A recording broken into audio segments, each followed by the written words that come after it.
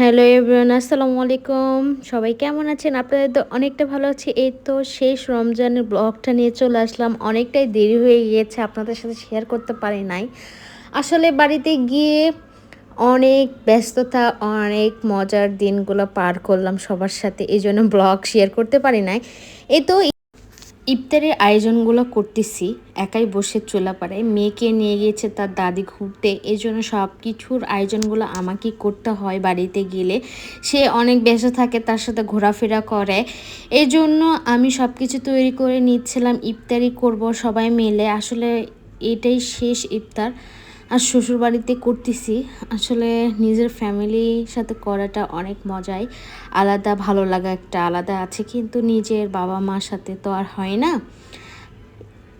ঈদের 2 দিন আগে বা 3 দিন আগে আমি বাড়িতে যাই, গিয়ে আমার শ্বশুর বাড়িতে থাকা পড়ে। এই তো এখানে সব কিছু তৈরি করে নিচ্ছিলাম, রেডি করে নিচ্ছিলাম, কেননা চুলায়, মাটির চুলায় ইফতারি তৈরি করতেছিলাম। আসলে অনেক পরিমাণে গরম ছিল। এই দেখেন ইফতারি আয়োজনগুলো করে নিয়েছিলাম। তারপর পরের দিন আমি আমার মেয়ের ড্রেসগুলো দেখাচ্ছিলাম। আসলে আমার মেয়ের ড্রেসগুলো আপনাদের সাথে শেয়ার না করলে কি আর হয় বলেন তো। এর জন্য প্রত্যেকটা ড্রেস তা আপনাদের সাথে শেয়ার করতেছিলাম, তার জুতা এবং কাপড়, ড্রেস সব কিছু। তারপর আমার শ্বশুরবাড়িতে শ্বশুরের বাগানটা একটু দেখায় আপনাদেরকে। দেখেন কত রকমের গাছ আছে, আমি বলে বোঝাতে পারবো না। আর দেখেন কলা ধরছে, যেগুলো আমরা কিনে খাই ঢাকাতে, সেগুলো কলা ধরছে। আর এত পরিমাণে ফল দেয় আল্লাহর রহমতে, আমরা খেয়ে শেষ করতে পারি না।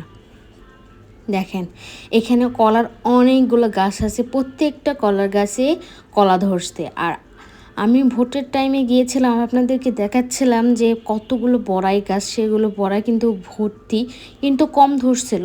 দেখেন আর এক পাখি কলা তো শেষ করছেই খেয়ে, এই জন্য আপনাদের ভাইয়া কলাটা পাড়ে নিয়ে আসলো, যে কলাটা শেষ করতেছিল। আসলে এইগুলো কলা কিন্তু কোনো ওষুধ ইউজ করে না, এত পরিমাণ মিষ্টির হয় এগুলো কলার, এমনিতেই পাকে যায় আর এমনিতেই ফল আল্লাহর রহমতে চলে আসে প্রত্যেকটা গাছেই। আমার মেয়ে তো তার বাবার সাথে ভাইয়াদের সাথে ক্রিকেট খেলাতে খুবই ব্যস্ত। আর আমার মেয়ে কিন্তু খেলাধুলা খুবই পছন্দ করে। বাড়িতে গেলে খাওয়া দাওয়া সব কিছু বন্ধ করে তার শুধু ঘোরাফেরা আর খেলাধুলার মধ্যে ব্যস্ত থাকে। আমার মেয়েটা সারাটা দিন ঘুমায় না। দেখেন আমাকে অভিযোগ দিচ্ছে, তারা বল দিচ্ছে না কেন। আসলে ও অভিযোগ দিচ্ছে আর আমি তাদেরকে গালাচ্ছি। দেখেন আমি ভাত নিয়ে বসে আছি তার জন্য, সে কিন্তু ভাত খাচ্ছিল না, মানে তার খেলাধুলায় ব্যস্ত সে। এইভাবেই দিনগুলো আমাদের সুন্দর দিনগুলো পার হয়ে যায়। আর প্রচণ্ড গরম, আর এখানে যেখানে আমি বসে আছি এত পরিমাণে ঠান্ডা দিয়েছিল।